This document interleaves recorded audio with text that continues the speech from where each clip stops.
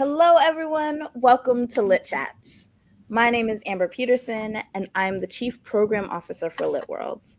LitWorld works in partnership with community-based organizations all over the world. Together, we deliver literacy programming and create safe and brave spaces for young people and communities to celebrate their stories and learn the world through them. LitWorld has always had a very expansive definition of literacy, encompassing all the ways that we communicate and absorb information from the world. One of the literacies we've been recently exploring is financial literacy. And our guest today will help us to unpack what that means even further.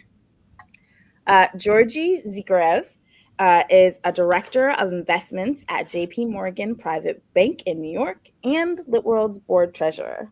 He brings his considerable expertise to ensuring LitWorld's financial health, and he's also helping us to think about how we can provide resources to our lit kids and lit communities to ensure that they too are financially literate. Thank you for joining me in conversation today, Georgiy. Super nice to be here and very passionate about this topic. Awesome.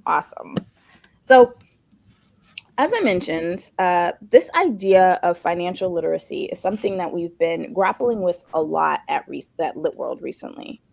From your perspective, as someone who is deeply familiar with the financial industry, and also someone who is a father raising financially literate children, what does financial literacy mean to you, and why is it important?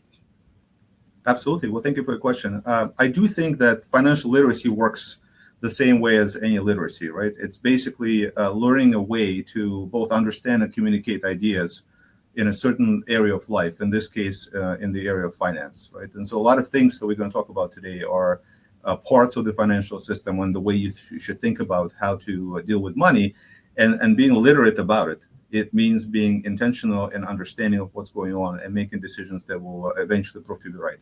And much like any other literacy, financial literacy has its own language. And so learning some of that language is very important. And much like any other literacy, the sooner you start, the earlier you start, the further you're going to go with this. And that's why your point about raising literate kids is really right on the money.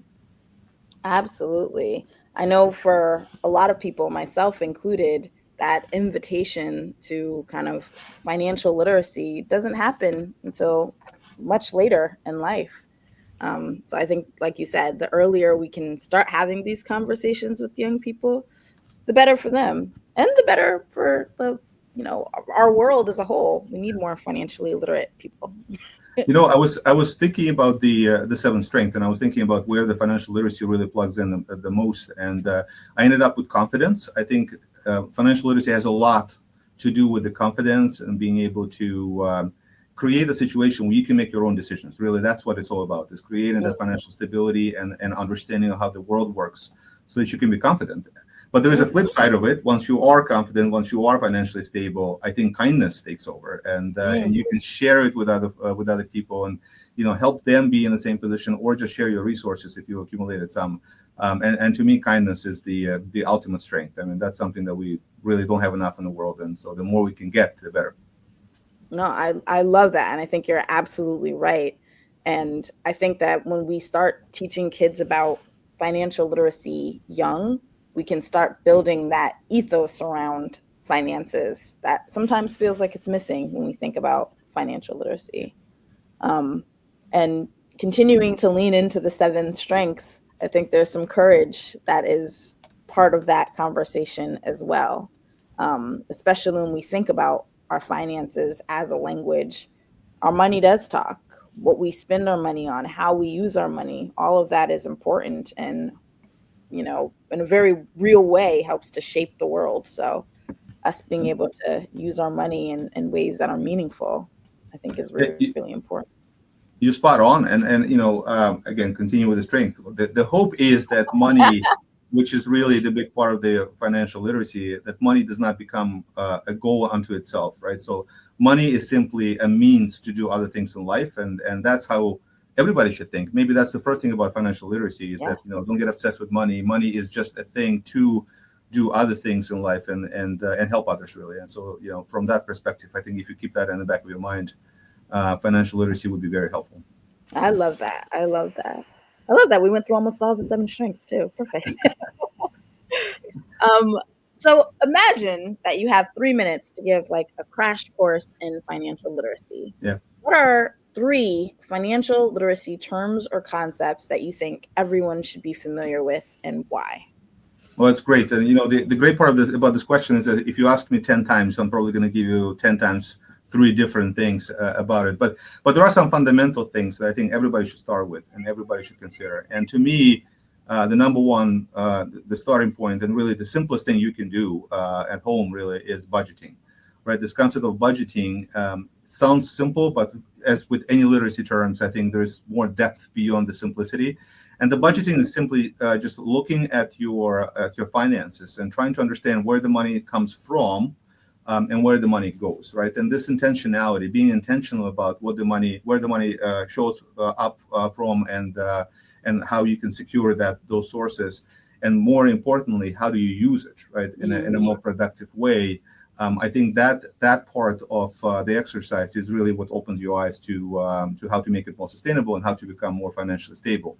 So that budgeting exercise to me is very important. Intentionality is very important, and an ultimate goal is to when you create a budget is not only to use the money the right way, but also to avoid falling into shortage, right, falling into debt, and possibly and hopefully start to create a little bit of extra money that you can then, which is the second thing I would say on financial literacy, that you can save, right? Yeah. That you can save for the future use. And really, in many ways, I mean, one of the basic principles is that if you don't have a good use of your money today, you should save it, and you should save it in a way that will allow the money to grow, right? So I think money is one of those things that if you put it in the right place, whether it's with a bank or whether you invest it, it can grow and multiply and potentially get you more down the road. There's this one little anecdote that I like to always talk about because I think it puts things in perspective. In 1626, a bunch of Dutch settlers purchased the island of Manhattan from the Indians, and they paid what reportedly was about $160 worth of stuff. And we all know what happened to the island of Manhattan, and you can think about that. Oh, that was the best deal in the world. Except when you think about it, if you took those $160 and you put it in any kind of investment that would give you 6% a year, 6% return a year over the 400 years, it would have grown to about $1 trillion. Wow. And it took 400 years. So of course, that's a very large period of time, but that growth of money, what we call compounding in finance, is very, very powerful. And so if you can save the money that you don't have to use, right? If you have a portion of your budget that can be saved for the future, and you can put it in a place where it grows, it can really open up opportunities for you down the line and in the future. Mm. I love that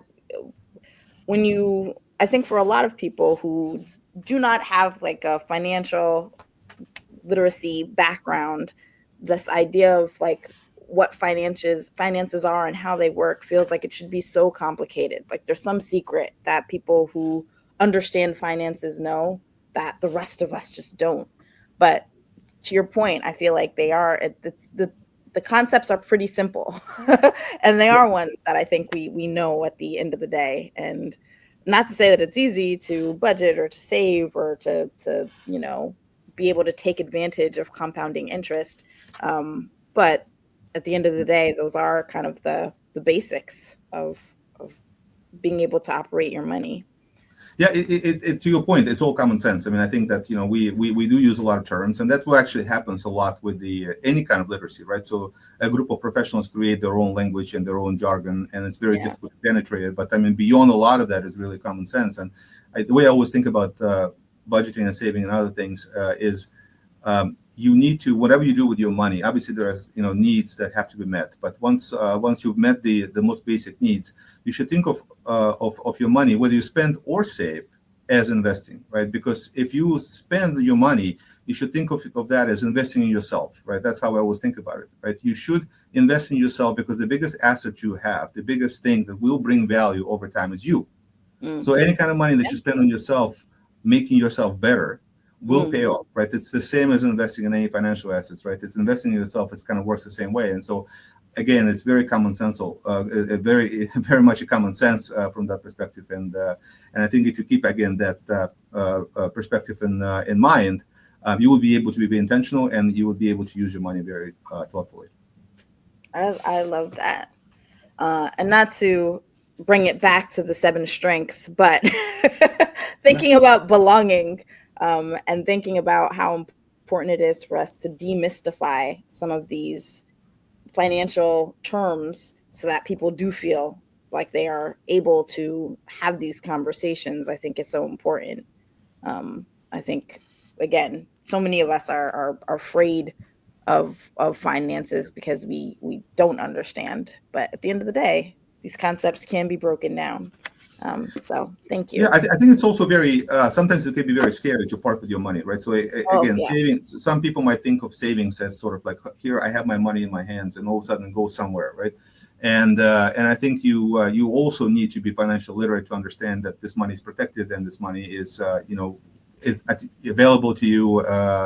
And also, very importantly, and this is another side of this that sometimes is misunderstood, is once you put the money into the system, then somebody else can use that money for their benefit, right? And so even though you protect it to get your money back with interest, this money also participates in the economy. This money builds things while it's also growing for you, right? And that actually what brings the growth, is that the money is being used for productive use somewhere in the economy, is what allows the bank or any other institution to pay you interest, right? And that participation in the in the betterment of the world, I think, is also an important part of the financial literacy. I love that. That's not a perspective I've had about how how money works once it's in the system. And I think that's a really kind of powerful way of thinking about it that I've never really had before. So thank you for that. um, Kind of moving on a little bit to, thinking about parents, thinking about caregivers who are wanting to teach financial literacy to their children, or even just regular people who want to get started on their own financial literacy journey.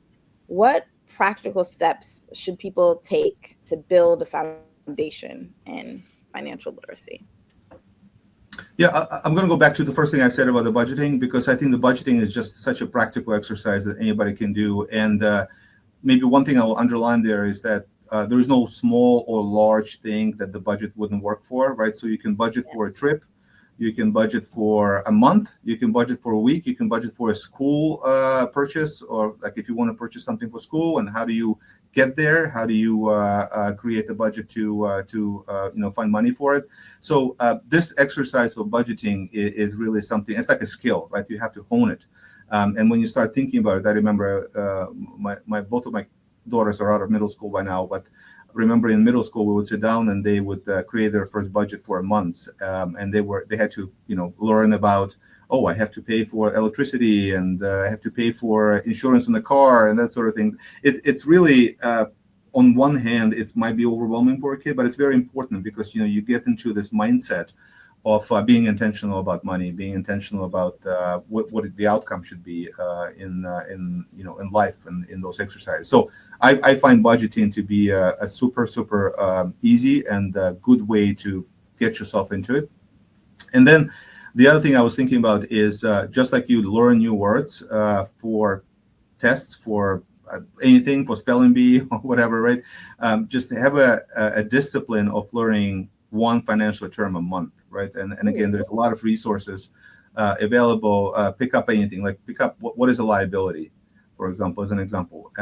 Read up the definition, and then just spend a month again intentionally thinking about what are the liabilities in my life. How does it enter? What would happen if I do certain things? And just like picking up even one word a month in a year or so, you will cover the basics, right? And then you can go deeper into it and so forth. And having this discipline of learning, again, going back to learning about finance, is also a form of literacy, right? So just the same way, learning new words will really help you understand things better. I love that. I love that. I could almost feel myself tense up when you started saying some of these literacy words. I'm like, I think that's also just part of the You process of. Yeah, becoming use more it in a sentence, Amber. I'm scared of liabilities. That's a good start. That's a good start. But you shouldn't be scared so much that you would never incur one, because sometimes liabilities can be very, very useful. Absolutely, absolutely. I know one thing that I learned when I first started kind of learning about budgeting um, was the importance of tracking and starting to just like literally the first step being just write down all the things that you actually are paying for. Because I think Mhm. so many of us don't even realize what our money is doing. And the amount of money that I realized I was spending on things like coffee or something, which is not to say that you can't spend money on that, but not even recognizing how much you're spending on that is, I think, Yeah. also is part of the, You, hey, do you you have know, more money than you think? yeah, yeah, it's a good point, because I think that one of the useful ways about budgeting as well is doing a budget for a longer period of time. So think about how much you spend on coffee over 3 months, no, not Yeah, over one day. Because the thing is that our life is just a sequence of microtransactions, right? So yeah, we spend little amounts of money all the time, but they add up, right? And when you think about, oh my gosh, I'm spending, I don't know, $500 on coffee over 3 months, all of a sudden that becomes an important thing you should be intentional about again, because otherwise, if it yeah, doesn't, and it doesn't add up much, you might think, oh, it's not worth my time. But basically, everything is worth your time when you think about budgeting. totally, totally. That actually, that the tracking changed my perspective so much on, I mean, it also just shows you how much sometimes what you're doing right. Like, wow, wait a minute, I'm making good decisions and I am doing That's right. things that I didn't even realize I was doing. So, um, thank you for that. Um, I have one last question for you. Hmm. And it's one that we've been asking lots of folks recently as we've been grappling with these new literacies and how we bring them into the work that we do. So, my question is, if literacy were a superhero, what would its superpower be? Well, I'll stick with the financial literacy in this case. I think that, I always think of money as the medium for exchange, right? And again, I'm trying not to think about it as a store of value or something I should obsess about. It's just a medium of exchange. And so, if financial literacy had a superpower, I think it would be that it can turn into anything, right? So it's sort of like Ooh, this magic thing that you can turn into anything. I And love that. back to intentionality, you should always think about turning it into something good, not something bad. I love that. I love that. I feel like it's a great way to end our conversation. Georgie, thank you so much for joining me on this Lit Chat. My It's such a pleasure. pleasure and a privilege to have you as part of our team and as a thought partner as we push our mission forward. To everyone listening, thank you so much for tuning in. Make sure to follow us on Facebook, Instagram, and X, and to stay up to date with all the amazing things that we're doing. Visit us at litworlds.org to learn more about our work and to donate if you would like. Thank you again, and we'll see you soon. Bye.